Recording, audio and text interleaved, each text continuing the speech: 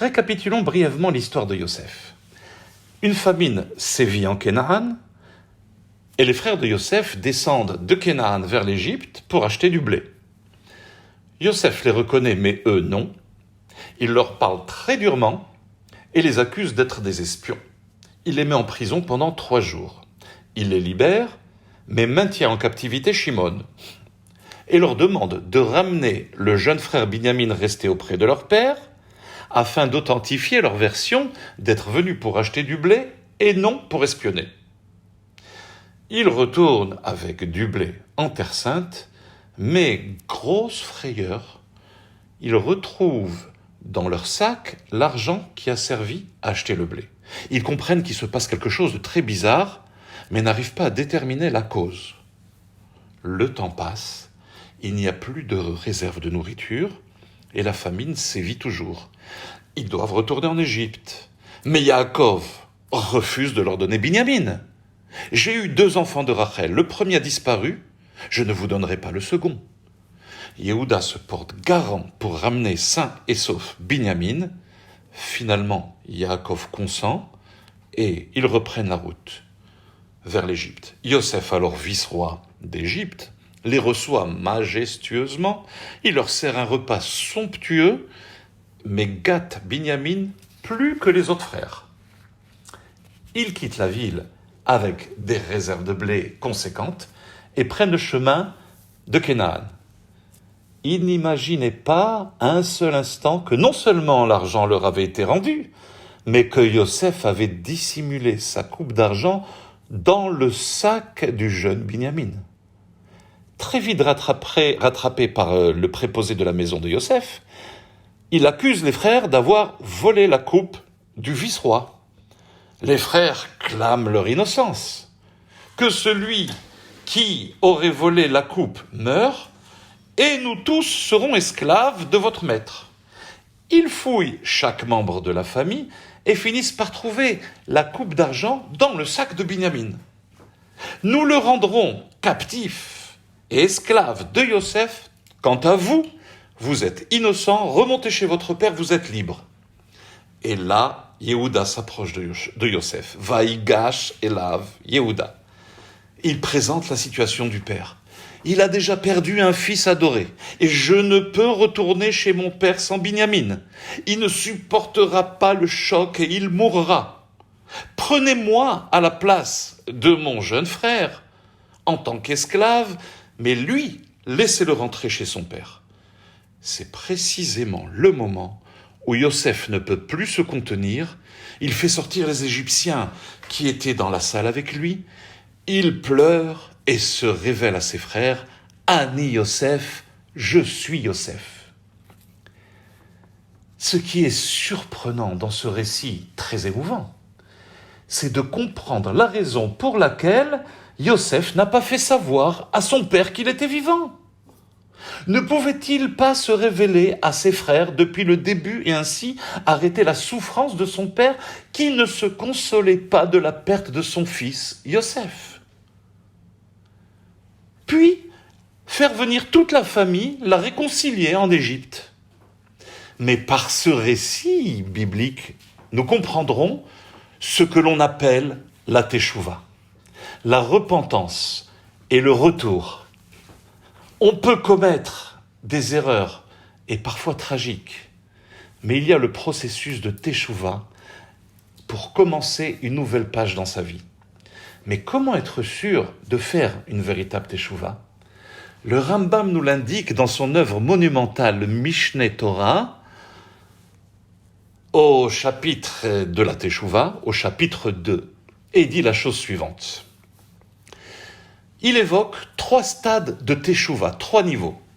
Premier stade, c'est de regretter la faute, l'abandonner, mais en articulant par ses lèvres la nature de la faute. Deuxième stade, il ne suffit pas d'être désolé et de regretter simplement la faute commise. Il faut prendre une décision pour l'avenir, de ne plus recommencer. Et il y a enfin le 3e stade, dit le Rambam, c'est la teshuva gmura, la teshuva complète. lorsque l'on aura l'opportunité de recommencer la même transgression et que cette fois-ci on s'en détache, là sera la preuve que la personne aura profondément changé. Nous comprenons à présent que tout ce que Yosef a planifié était dans le but de faire passer ses frères par les 3 stades de Teshuvah. Comprenons graduellement les faits. Arrivés en Égypte, il leur parle durement et les accuse d'être des espions. Et la sanction, à l'époque, c'est la condamnation à mort, alors qu'ils étaient innocents. Yosef, à ce stade, en emprisonnant ses frères et les accusant surtout d'être des espions, il espère évoquer en eux le regret du crime qu'ils voulaient commettre quelques décennies auparavant. Ce fut le premier stade de Teshuvah. Et Yosef y parvient, car la Torah nous le dit clairement, qu'ils ont parlé entre eux. Vayomru ish el achiv, aval hashemim anachnu. Nous sommes fautifs, alachinu, parce que nous avons fauté vis-à-vis de notre frère. C'est la raison pour laquelle nous avons toute cette misère aujourd'hui. Premier stade est passé. Le second stade de la Teshuvah. Yosef développe à présent une stratégie pour déterminer si ses frères ont pris une bonne décision pour le futur, pas seulement un remords du passé, de ce qui s'est passé, mais l'avenir. Que fait Yosef? Il leur demande d'amener Binyamin. Yosef connaît très bien son père, et il sait parfaitement qu'il refusera. Reuven intervient, cela n'aide en rien. Yehuda dit, Anochi ervenu. Je serai le garant de te ramener ton fils sain et sauf. Et Yaakov accepte. En voyant Binyamin, Yosef est sûr à présent que les choses ont évolué et qu'ils agiront désormais différemment dans le futur. Sinon, jamais Yaakov n'aurait confié Binyamin à Yehuda. C'est que Yaakov a senti que quelque chose a changé chez ses enfants et en particulier Yehuda. Vient après le 3e stade de la Teshuvah Gmura, complète. Yosef, à présent, va recréer avec la meilleure visibilité l'histoire vécue de décennies plus tôt, lorsqu'il avait 17 ans, un jeune homme, avec un scénario identique, mais cette fois-ci par la coupe d'argent qu'il a cachée dans le sac de Binyamin. Ses frères auraient pu laisser porter l'accusation sur Binyamin, d'être esclave et de regagner la maison. Comme ils avaient fait pour Yosef, ça ne les dérangeait pas de dire que l'enfant n'est plus dans le puits, il a dû être dévoré. Ils auraient très bien pu dire, eh bien, on retourne chez nous sans le petit. Ah, et si Yaakov a demandé, comment se fait-il que Binyamin n'est pas là? Mais la réponse aurait été très simple. Mais papa, l'enfant a volé la coupe d'argent de la personne la plus importante d'Égypte. Que veux-tu que l'on fasse? Ton fils est un voleur. Mais cette fois-ci, tout a changé. À des circonstances identiques, les réactions cette fois-ci furent très différentes. Les frères avaient atteint le 3e stade de la Teshuvah. Non, on prend la responsabilité. Yehuda dit, je serai esclave à sa place, mais l'enfant, tu le ramènes, tu le laisses retourner chez son père.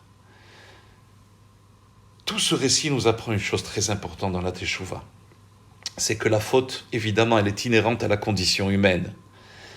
Mais cette notion, ce concept de Teshuvah dans le judaïsme nous permet et nous entraîne à faire 3 mouvements. Premièrement, regretter le passé. Prendre des bonnes décisions pour le futur, et si la faute veut se reproduire, on est amené à transgresser à nouveau, cette fois-ci s'en détacher complètement, pour atteindre le niveau de Teshuvah complet. Shabbat Shalom.